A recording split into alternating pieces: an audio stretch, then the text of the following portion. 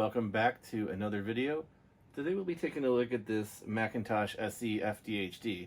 It's got an issue with not being able to produce any sounds. So let's see if we can't get that fixed in short order.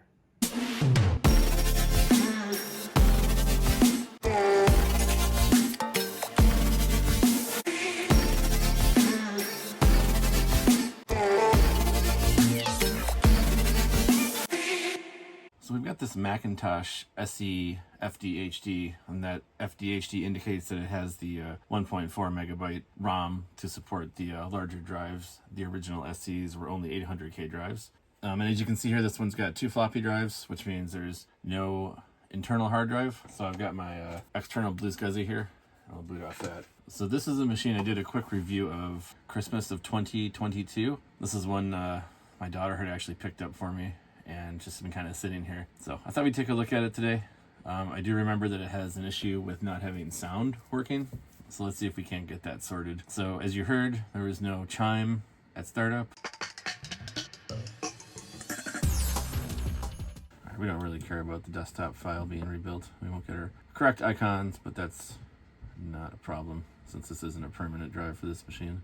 So this is system 753, and 753 is a little too advanced for these SE machines. They can't quite handle it. The 4 megabyte memory limitation is a little too low for system 753. I mean, it works, but it doesn't work well, as you can see here. So we'll just let it do its thing whenever it figures out what it wants to do, and we'll take a look at it. In the meantime, I do have this Mac SE speaker. This is from Mac Effects. So I'd ordered this a while ago. The speakers can go bad in these machines, and this is just a simple replacement for it. So this might be a simple swap the speaker type fix, or it might be a little more complex than that. We'll have to take it apart and take a look once it decides it wants to cooperate with us here. All right, so just a little bit about this Macintosh. It does have the maximum 4 megabytes of RAM. This is 753 as noted. And if we go to our sound volume here, you can see that it's set to maximum. Yeah, we hear nothing, and there was no startup chime. Let's go to the sound control panel.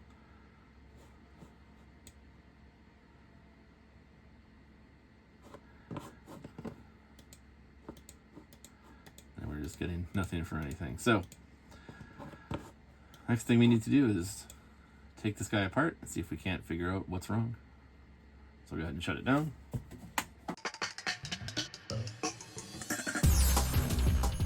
Okay, so what I like to do is kind of use my fingernails to get some separation here.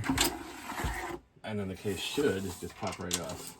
So to get the board out, what we're gonna do is very carefully take out the 2 floppy cables. And then there's the connector that goes to the digital board from the analog board. It's got a little tab, and you want to be really careful not to smash your hand into the neck board here, because that can cause the CRT to have a small break, and if it breaks, the vacuum is air is let in, and that will ruin the CRT. All right, and then the board should lift up just a little bit. There's metal tabs on both of these sides that you might need to encourage to be released with a screwdriver.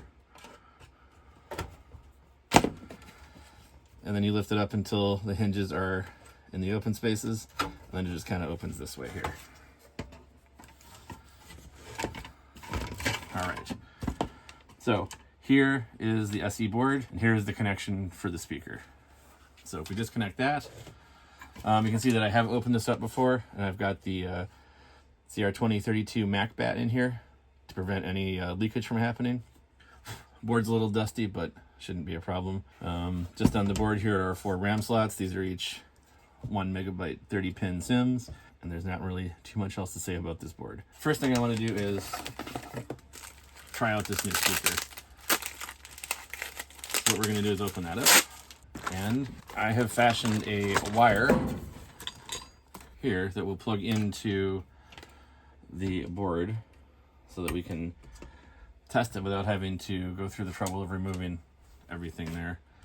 So if I plug this in, I can run my wires through one of these little holes here, and we'll just stick this one out through a hole as well so it doesn't get in our way. And then we can reinstall the board.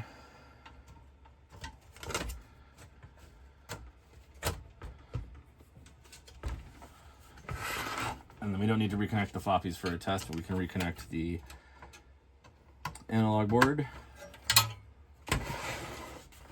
Spin this guy around. And I'm just going to use a pair of alligator clips here to connect this replacement speaker. All right. So if I plug my mouse back in, plug power back in, turn it on, let's see if we hear a chime. We do. So that means the speaker inside the SE here has failed, which, well, good thing we have a replacement. So I'm going to go ahead and turn it back off, disconnect the power, disconnect the mouse. And now that we've identified the problem, we can begin disassembly to get to the speaker. So we'll take this new speaker, disconnect it from here, disconnect our clip leads, and then we can get the board out. And we can disconnect our temporary speaker wire here. So we'll go ahead and pull that out. And we can tuck this back in here.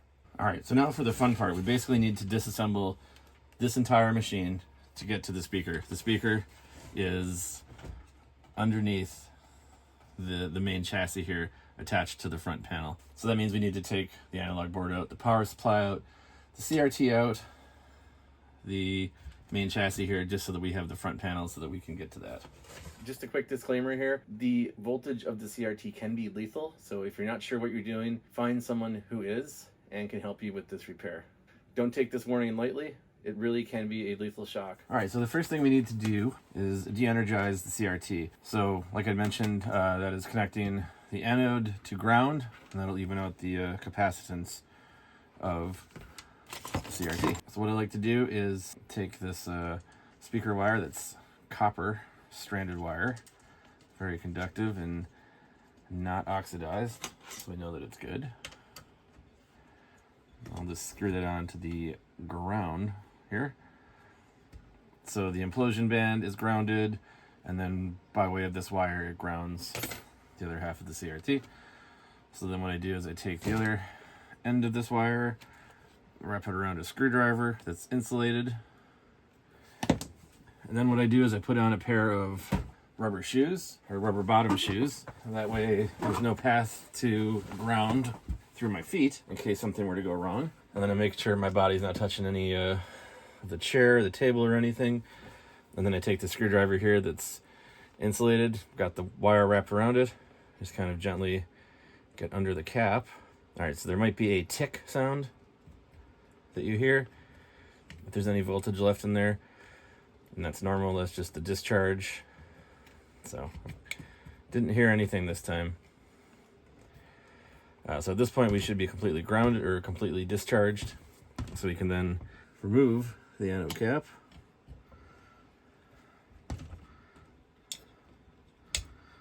Like so. And then just to be sure, I like to just really make sure things are discharged completely, because that could be a pretty nasty shock if not.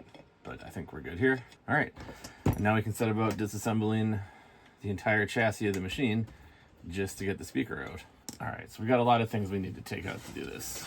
On the power supply side and analog board side, there's a number of screws holding things together, so we'll take all of those out.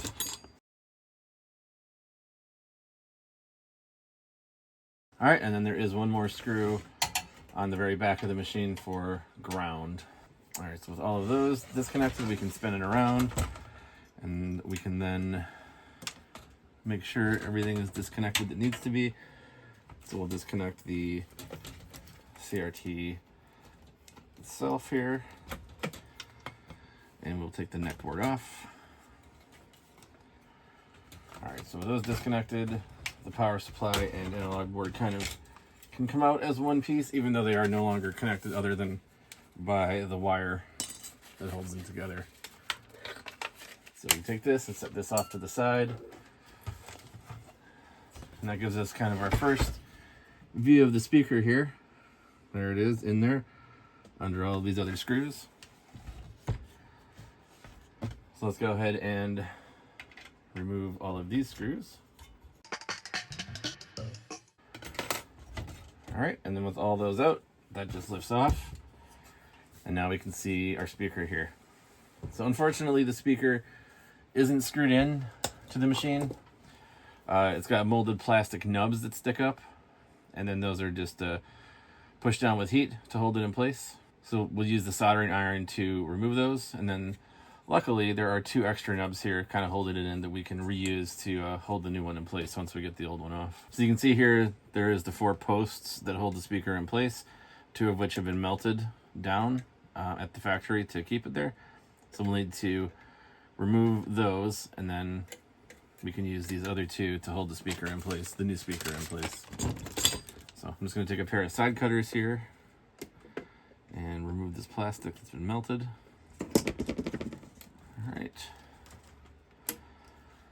So that gets our old speaker out. So then next we want to solder the wires, the same wire to each one to make sure we get the polarity correct. So I'm just going to go ahead and tin the contacts on the new speaker to make sure we can get a good connection to them. And then we'll take these wires off one at a time here. All right, and to ensure I don't mix them up, I will put them on right away. And then we will remove the second wire here and install that onto the new speaker.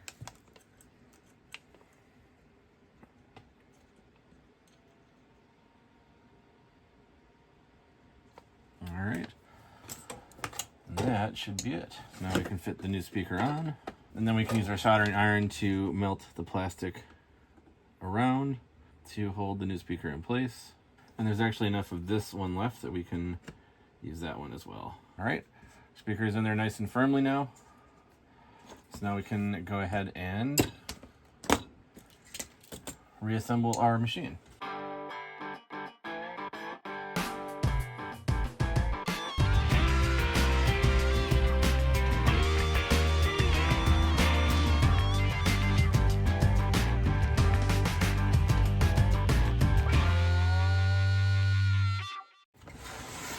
All right, and we are ready for a test. Let's see if we hear that chime. Go ahead and hit the power button. Beautiful. So that's going to be it for today's video. A simple speaker replacement that involves potentially 10 to 12,000 volts, at least 20 screws, and a little bit of soldering. So if this is something you're going to attempt, make sure you're taking all safety precautions when dealing with the CRT. Thanks for watching, and we'll see you in the next video. Hi guys! Make sure to like and subscribe, and watch more of our videos later. Bye!